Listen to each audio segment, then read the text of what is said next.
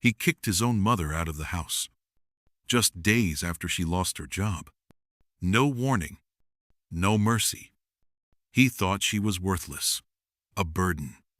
But what he didn't know was that she had quietly built a fortune, one that could have changed his life forever. By the time he saw her name on the Forbes list, it was already too late. Daniel always believed he deserved more than life gave him. Even as a boy, he'd look out the window of their modest home and sneer at the neighbors' cars, their vacations, their easy lives. His mother, Lillian, worked 2 jobs to raise him alone, first as a school librarian, then doing night shifts organizing books at the city archive. But Daniel never saw effort. He only saw limits. And he hated limits. When Lillian was unexpectedly let go after 27 years of service due to budget cuts, she didn't tell Daniel immediately. She knew how he viewed failure, knew what it meant to him. Instead, she tried to find other ways to help around the house, offered to cook more, clean more, support him in any way possible. But none of it was enough. Not for him. Daniel had just been promoted at his marketing firm and was hosting friends more often, turning the house into a showroom of his success. He began acting like the house was his, despite the deed still bearing Lillian's name. "I need space to grow, Mom," he told her one evening, carefully laying out his argument like a practice speech. "You've done enough, but now I need to do things on my own. And you need to find your own path too." Lillian stared at him, confused. "My own path? This is my house, Daniel. Number. It's our house. And it's time I lived like an adult." The next morning, her bags were packed. Not by her, but by Daniel, neatly zipped and sitting by the front door like a scheduled delivery. She stood in the hallway holding her old apron, the one with the stitched apple and faded quote from Maya Angelou.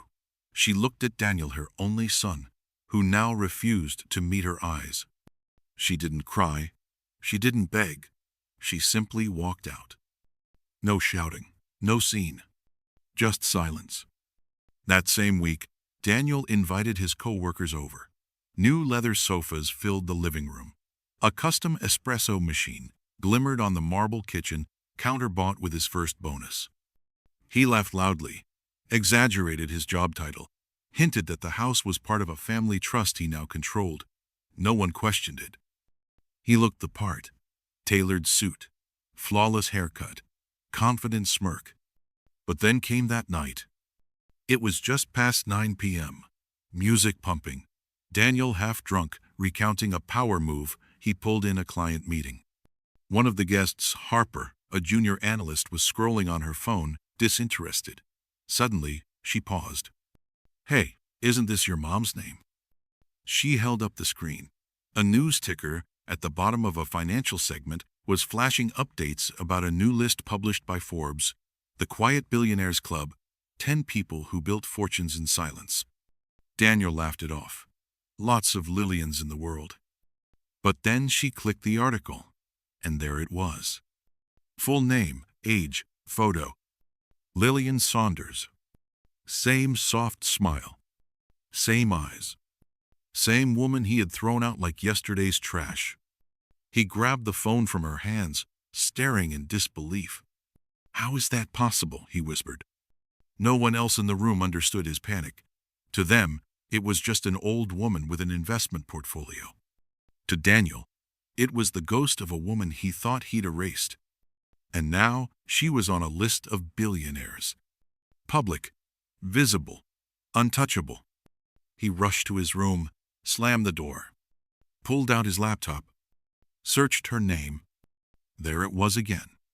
Dozens of articles, mentions of a tech company she funded anonymously years ago, a blog about early investments in AI infrastructure, co-founder, silent partner, equity holder. It made no sense. His mother hated technology. She barely used email. She still wrote checks. Or so he thought. In that moment, Daniel realized 2 terrifying things. 1, his mother wasn't who he thought she was. 2, he might have just burned the only bridge to the life he always wanted. Daniel didn't sleep that night. He sat alone in the dark, staring at the glow of his laptop screen, refreshing the Forbes article every few minutes, as if it might vanish. Each reload confirmed the truth. His mother, was now one of the wealthiest women in the country. And he had kicked her out 2 weeks ago, like an unwanted stray. He replayed their last conversation in his head, over and over. Every word, every pause, every moment, he dismissed her. She never said a thing, never even hinted.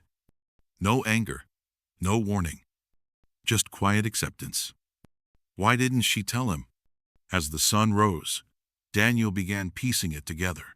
The nights she'd stay up late, reading, the calls she'd take outside, the letters she'd guard in her dresser drawer. He thought they were signs of loneliness, boredom.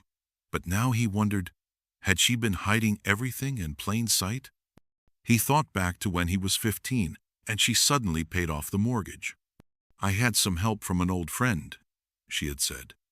At the time, Daniel didn't question it. He was just happy to stop moving from apartment to apartment.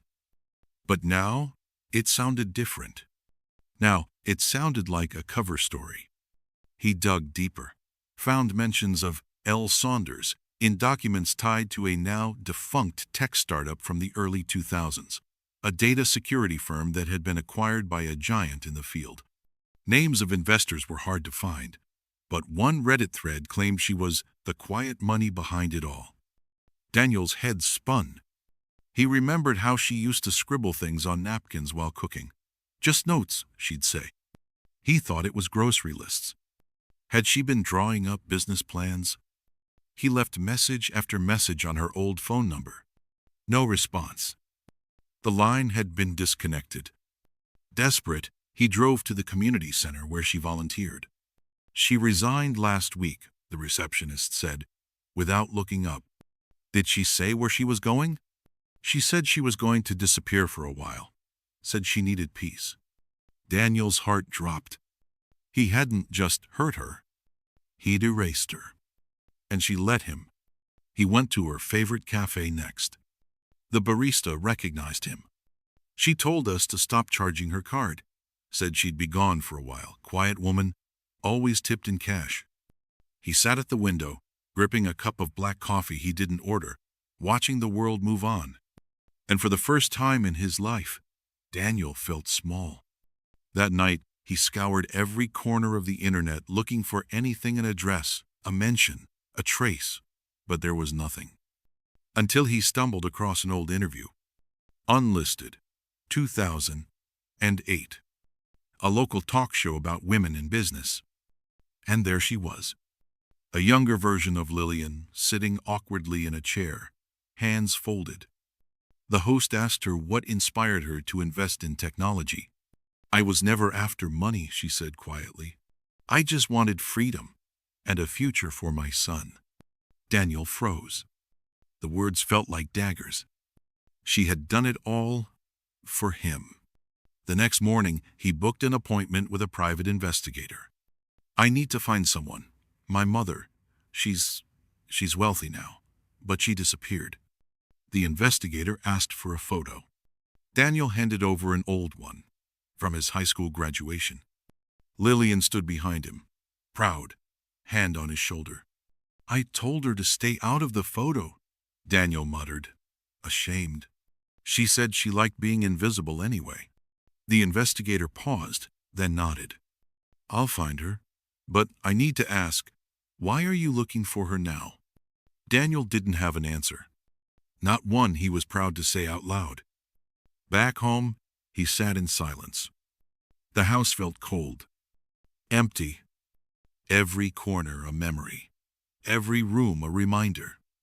He walked into her bedroom, for the first time since she left. On the nightstand was a small, framed photo of him as a baby. Behind it, a key. It wasn't labeled, just worn and old. He didn't know what it opened, but something told him. This was just the beginning. Daniel held the key in his hand for hours. It was old, brass, slightly bent at the tip. No tags, no markings, no hint of what it opened. but it had been hidden behind a photo frame tucked away in the one room he never bothered to enter. His mother's room, her sanctuary. The moment he picked it up, something shifted inside him. A memory. He was 10 years old. His mother had taken him to a dusty storage facility outside town. A single light bulb flickering above a blue metal door. "This is just for emergencies," she'd said, locking it shut. He remembered asking what was inside. She smiled and said, "One day, maybe you'll find out." He had forgotten all about it. Until now. Daniel didn't waste time. He drove out to the edge of the city, past rows of fast food chains, abandoned gas stations, and long-forgotten warehouses. The storage place was still there. Same sign. Same faded logo. Same flickering bulb. Unit 117. He walked down the concrete corridor, heart pounding. Each step echoed louder than the last. His hand trembled as he slipped the key into the rusted padlock. Click. It opened. Inside, everything was covered in white sheets. Dust danced in the air, slicing through the sunlight like ghostly strands. Daniel peeled back the first sheet. A desk, stacks of notebooks, journals, each labeled in perfect handwriting: Q1 strategies, AI notes, equity growth models, letters never sent. The second sheet revealed old Takirli prototypes, parts of computers from decades ago, even a whiteboard with timelines and scribbled ideas.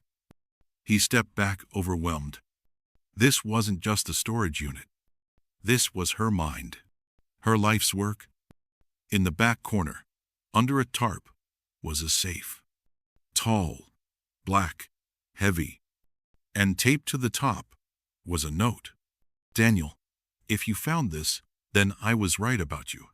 His chest tightened. He knelt slowly, peeling the tape to read more. "You always thought I was small, but I never minded. I wanted you to feel big. I wanted you to grow, but growth without humility is poison. Everything in here belongs to you, but only when you're ready. You'll know you're ready when you stop searching for money and start searching for me." Daniel read the note twice, then a third time. Tears filled his eyes. He'd always seen her as fragile, passive, simple. But now, he realized, she had been the strongest person he knew. He opened the safe. Inside were files, legal documents, company shares, proof of investments, and then a checkbook. The balance, $46 million. Daniel staggered backward. His knees gave out. He collapsed onto the concrete floor, breathing heavily. Everything he ever wanted was here, right in front of him. But it meant nothing, because she was gone, and he didn't know how to reach her. That night, he called the private investigator again. "Any news?" A pause. Then, "She bought a ticket out of the country last week. One way, no forwarding address, just a name on the destination manifest." Daniel held his breath. "Where?" "Reykjavik, Iceland." Silence. Why Iceland? He had never heard her mention it. She hated the cold. Or maybe that's just what she let him believe. Daniel stood up, looked around the unit, and saw something he hadn't noticed before. A framed photo.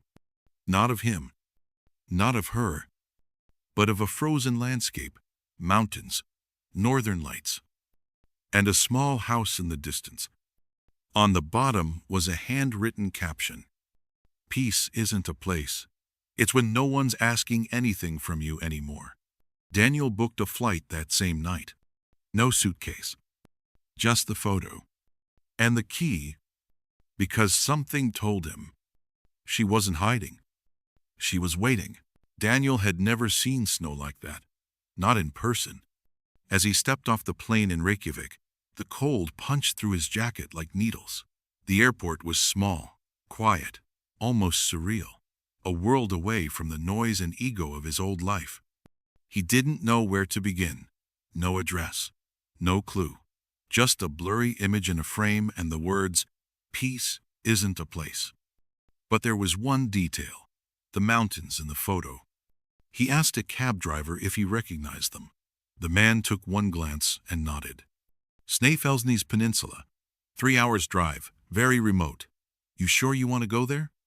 Daniel nodded. I'm sure. The road twisted through white plains and frozen cliffs. The silence was unlike anything he had ever known. Heavy, beautiful, terrifying. No honking, no screens. Just wind and the occasional raven cutting through the sky. As they reached the foot of the mountain, the cab slowed. There's a house up that hill, the driver said. Locals say an American woman bought it with cash, no questions asked.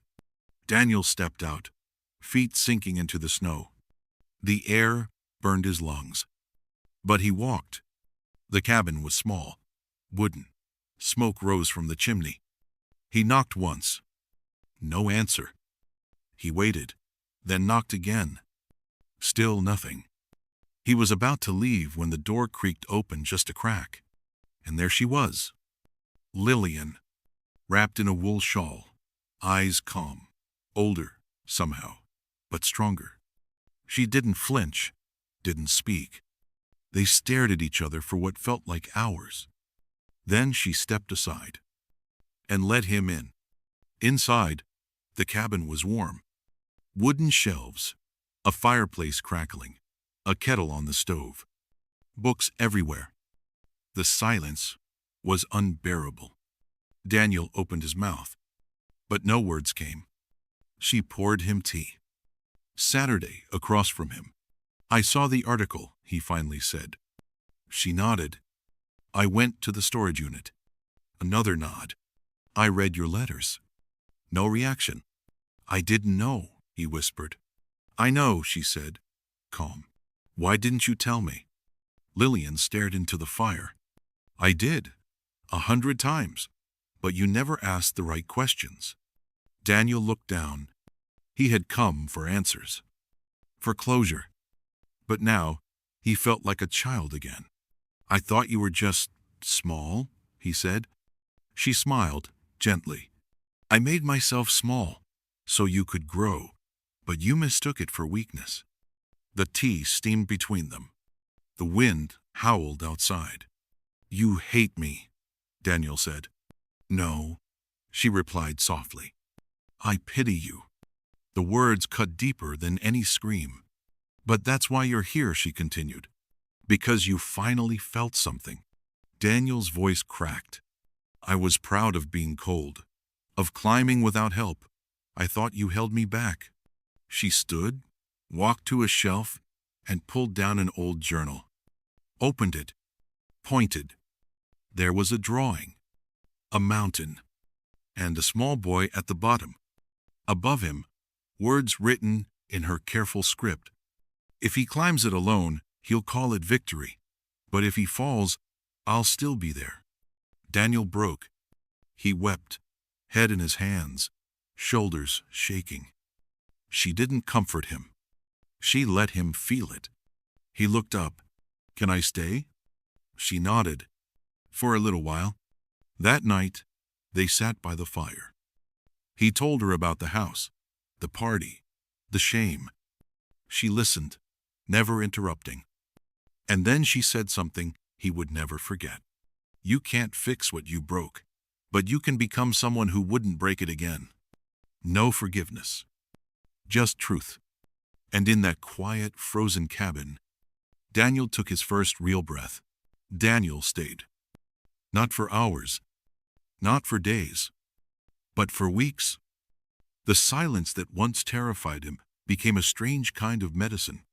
Every morning, he'd wake to the sound of snow tapping the windows, the smell of black coffee, and the absence of expectations. No emails, no deadlines, no masks. Lillian didn't treat him like a guest. She treated him like someone who had to relearn everything. You can chop the wood, she'd say. You can fix the leak. You can cook your own meal. There were no lectures, no second chances. Just labor, stillness, and time. Daniel fumbled through it all, burned his first 3 attempts at bread, slipped on the ice-carrying logs, cut his hand trying to split kindling, and every time, Lillian would look at him not with frustration, but with something worse. Expectation. She expected him to keep going. On the 10th night, as snow buried the world in silence, Daniel finally asked what had haunted him since he arrived. "Why did you leave?" Lillian placed her mug down slowly. "I didn't leave," she said. "I just stopped waiting." Daniel blinked. "For me?" "For anyone," she replied. "For someone to finally see me, to value me for more than what I gave." Daniel felt it again, that sharp ache behind the ribs. "All these years," he whispered, "I thought I was protecting you. From the world. From disappointment. I thought I had to outgrow you to become something." She looked at him then, really looked. "You didn't outgrow me," she said. "You ignored me. There's a difference." Daniel swallowed hard. He felt like a fraud in front of her. Like the suit he always wore had finally dissolved. And beneath it, there was nothing. Lillian stood up and walked to the drawer, pulled out a thin envelope, placed it in front of him. "This is the test," she said. "Take it or leave it." Inside was a single page. Typed, clean, simple. It was a full legal transfer of all her assets. Every share, every account, every dollar. All to him. Daniel stared in disbelief. I don't understand. You wanted money, didn't you?" she said. "This is everything. Yours. No questions asked." He hesitated. It didn't feel right. Not now. Not like this. "What's the catch?" he asked. "No catch," she replied. "Just one question." She leaned in. "Will you sign it?" Daniel looked at the pen. His hand hovered above it. And then he pushed the paper back. "Number." Lillian raised an eyebrow. "Why not?" "Because the version of me that wanted this doesn't deserve it." Silence. Then she smiled and slid the paper into the fire. Daniel jolted. The flames swallowed the document in seconds. "I knew you'd say that," she said softly. He was speechless, shaking. "But why burn it?" he asked. "Why not just keep it?" "Because I wrote a new one yesterday," she replied, pulling another envelope from her coat. "Same terms, but this time, you'll earn it." Daniel exhaled. For the first time in years, he smiled. Not out of pride, but out of peace. Because the real fortune wasn't the money. It was the second chance. But Lillian wasn't done. She had one more condition. "I want you to meet someone," she said the next morning. They packed a bag, left the cabin, and drove for 2 hours across frozen roads. To a clinic. Daniel's stomach tightened. "Is everything okay?" he asked. Lillian looked straight ahead.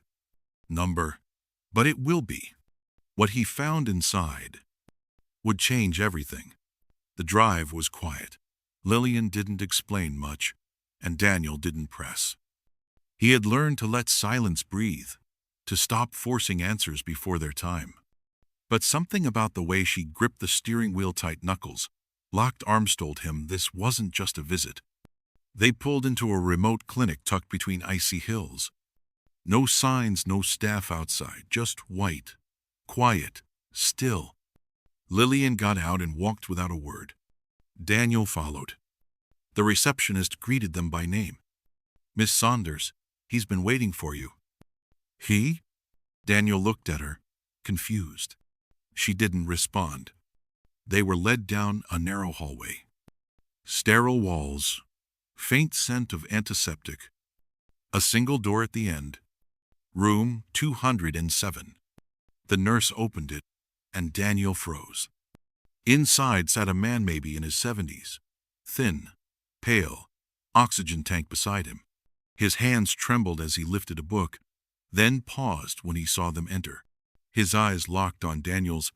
"Hello, son," the man rasped. Daniel stepped back. What? Lillian placed a hand on his shoulder. This is your father. Time stopped. Daniel laughed nervously. No, my father left when I was 5. You said he disappeared. You said, I said what I had to, she interrupted. Daniel stared at the man. He looked nothing like the photos Daniel had imagined, torn from childhood memories of anger and absence. This man was broken. The older man coughed hard. I didn't disappear. I was taken. Addiction took me. I became someone else. Daniel's chest rose and fell rapidly. I buried you years ago, he muttered. I deserved it, the man said, voice thin. But I never stopped watching. Your mom, she never gave up on me. She kept me alive. Daniel turned to her. You've been helping him all this time? She nodded. He never hurt you. He only hurt himself. I hated him for it, but I couldn't let him die alone. Daniel sat slowly, not knowing why his legs felt so weak. His father reached for his hand and pulled back. I don't deserve forgiveness. You don't, Daniel said flatly. They sat like that for a while. 3 people. A room full of truth. Eventually, Lillian spoke. You needed to see this. Not for him, for yourself. Daniel looked at her. What do you mean? Because your success, your pride, came from trying not to become him. But fear is not the same as purpose. Her words landed like thunder. Daniel had spent his whole life running from a ghost. But in doing so, he'd created a different kind of monster. One that stepped over people. One that kicked out his own mother. You were never chasing greatness, she said softly. You were just trying not to be weak. Daniel couldn't speak. He could barely breathe. Lillian stood. I'll give you 2 some time. She stepped outside, leaving the door half open. Daniel looked at the men, his father, in silence.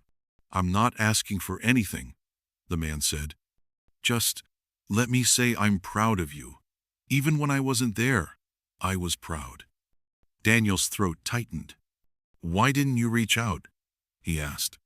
I wanted to, 1,000 times, but I had nothing to offer you except pain. Daniel stood, fists clenched. I don't know if I hate you or just can't feel anything. That's fair, the man said. You don't have to forgive me, but don't become me. The room fell silent again. Not angry, not broken, just honest. When Daniel left the room, his mother was sitting on a bench in the snow. She didn't look at him. She just asked, What now? And for the first time in his life, Daniel said, I don't know. And that was the right answer. Because admitting you're lost is the first step to finding something real. Weeks passed. Daniel never returned to the old house. It sat empty, gathering dust and silence like a shrine to a life that no longer fit. He had tried calling the real estate agent to sell it once, but when she asked if he wanted to list it as a family home, his voice cracked, and he hung up. Lillian stayed quiet. She gave him space. Sometimes they spoke over tea. Other times, not a word passed between them for hours. But Daniel was different now. He chopped wood without complaint. He read her old journals. And one morning, without telling her, he shoveled the long path from their cabin to the post office just so she wouldn't have to walk in the snow. She never mentioned it, but she smiled differently that day. Then came the letter. A thick envelope postmarked from the U.S., with gold trim and an embossed seal. The law office of Grayson and Burke. Daniel opened it slowly. Inside was a formal copy of his mother's living will, and a handwritten note. He read the note first. Daniel, if you're reading this, it means I've decided to step aside. Not because I'm dying, but because I'm finally ready to live for myself. This isn't an inheritance. It's a transfer of responsibility. Not money, legacy. Don't waste it trying to fix who you were. Use it to build who you can become. Mom. His hands trembled as he unfolded the will. It detailed everything: assets, accounts, trusts, shares, Property 7, that old storage unit. All of it was already in his name. She had made the change weeks ago, without telling him. There was only one clause he didn't recognize. Clause 9.3, Philanthropic Condition. Daniel read it twice. The clause stated that 15% of the annual profits generated by his mother's holdings were to be reinvested in a community initiative, one of Daniel's choosing. But if he failed to do so, the assets would revert to a silent foundation she had set up years prior. There was a sticky note attached. Give it away, or lose it. Daniel exhaled. A test of who he had become. He showed her the letter that evening. She nodded, unsurprised. I told you, she said. You'll earn it. But why the clause? She smiled faintly. Because money reveals character faster than failure ever could. Daniel stared into the fire that night, heart pounding not with fear, but with a strange new energy. Responsibility. Direction. Purpose. The next morning, he called Harper, the co-worker, who had first seen the Forbes article at his party. She was stunned to hear from him. I need help, he said. With what? With building something good. He flew back for 1 week. Just one. To close his bank accounts, resign from his job, and meet with local schools, shelters, and libraries. Then he returned. To the snow. To the cabin. To the truth. He bought laptops for underfunded students, funded food banks without putting his name on the plaque. He paid off hospital debts for strangers. Each time he gave, he wrote the same words on the memo line. From someone who learned late. His mother never praised him, never clapped. She simply handed him the same journal she had once used, and told him to write in it. He wrote every night. One entry read, I used to think being rich meant having more. Now I think it means needing less and giving more. But just as Daniel was starting to feel steady again, a letter arrived from the States. One with no return address. Inside, a newspaper clipping, a photo, and a post-it that read, You should see this before it's too late. Daniel unfolded the newspaper clipping with trembling fingers. It was from a small-town publication, the Raleigh Herald, dated just days earlier. The headline was simple, but devastating.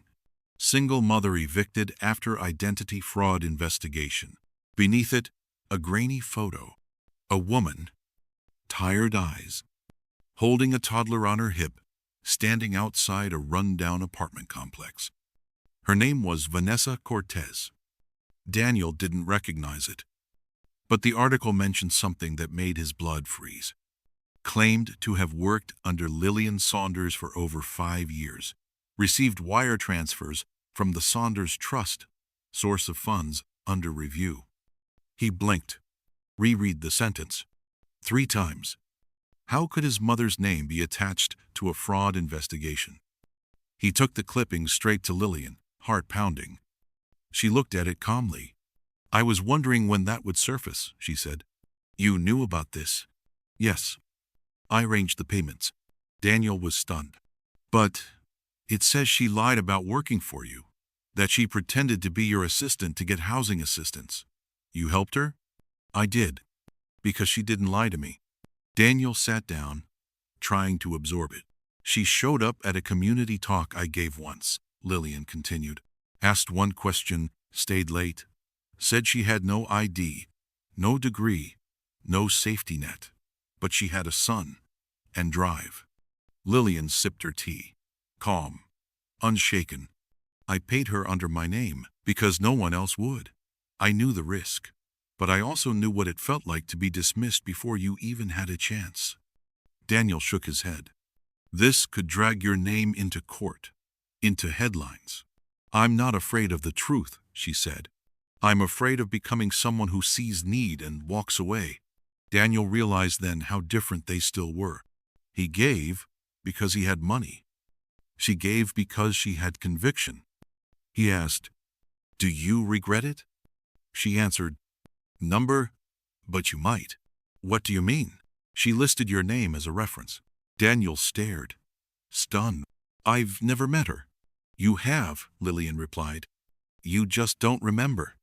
Then she opened an old photo album. Flipped to a page from years ago.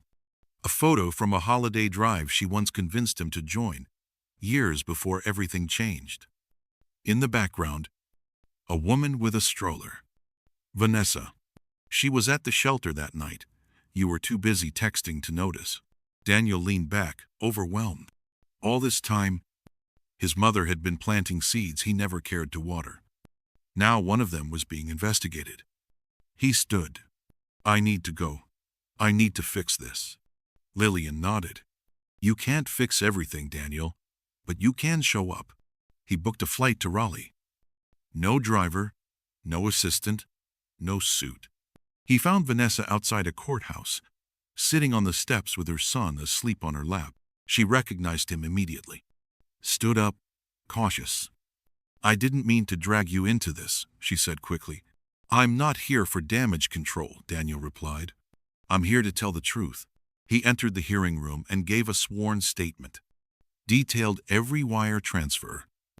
Explained the intent.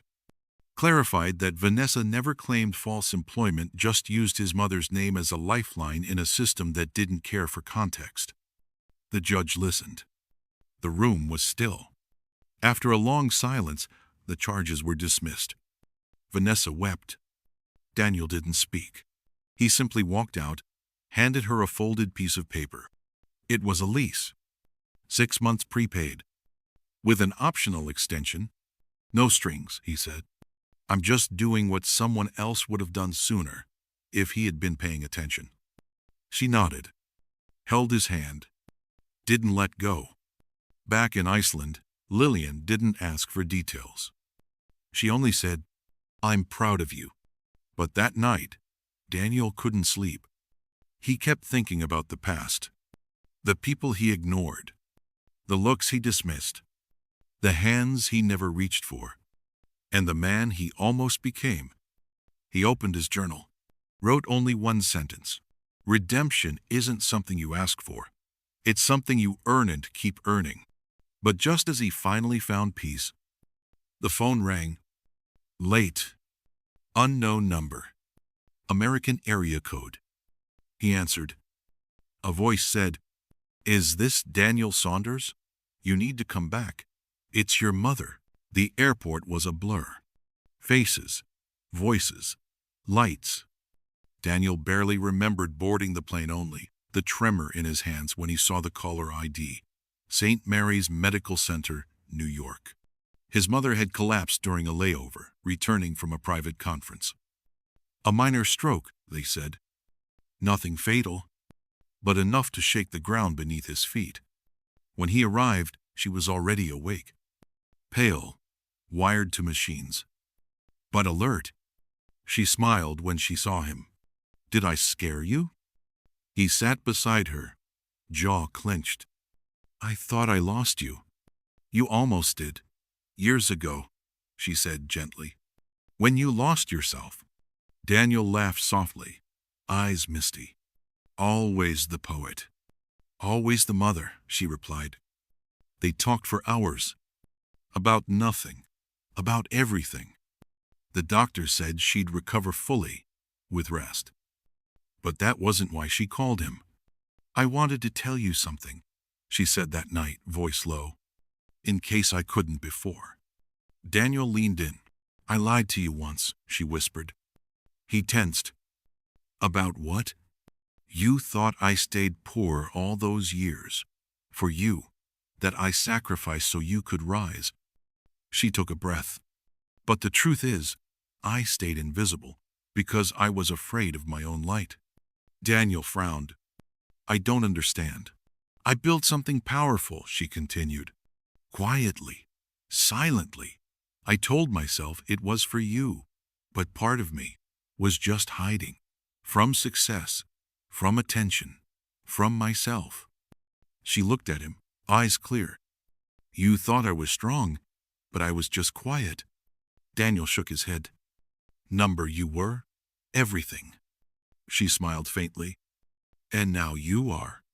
She reached to the drawer beside her bed, pulled out a small velvet pouch, placed it in his hand. Inside a key. Not to a vault, not to a safe, but to a tiny cabin back in Iceland, the place he now called home. I'm not going back, she said softly. I've seen enough snow. He laughed through tears. Then what do I do with this? Live, she said. Not as my son, not as my shadow, but as yourself. A few days later, she was discharged. Stayed in New York with an old friend.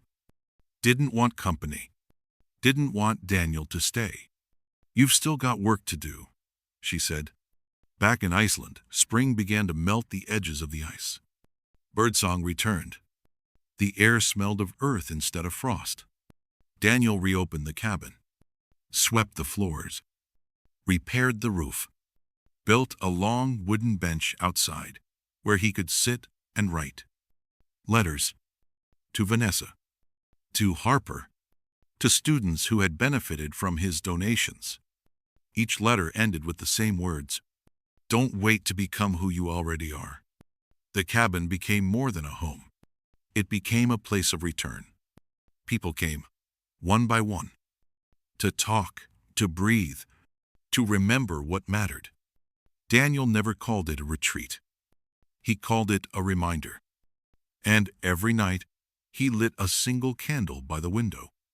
Not out of ritual, but out of gratitude. One evening, years later, a young man arrived at the door. Nervous, lost. Said he had nowhere to go. Daniel welcomed him in. The boy asked, "Are you the billionaire?" Daniel shook his head. "No," he said. "I'm just someone who learned what wealth actually is." The boy looked confused. Daniel handed him a blanket, a cup of tea, and then pointed to the fire. "Sit," he said. "You're right on time." Because that was the final lesson Lillian ever taught him. True fortune isn't measured by what you keep. It's measured by what you light in others when everything else goes dark.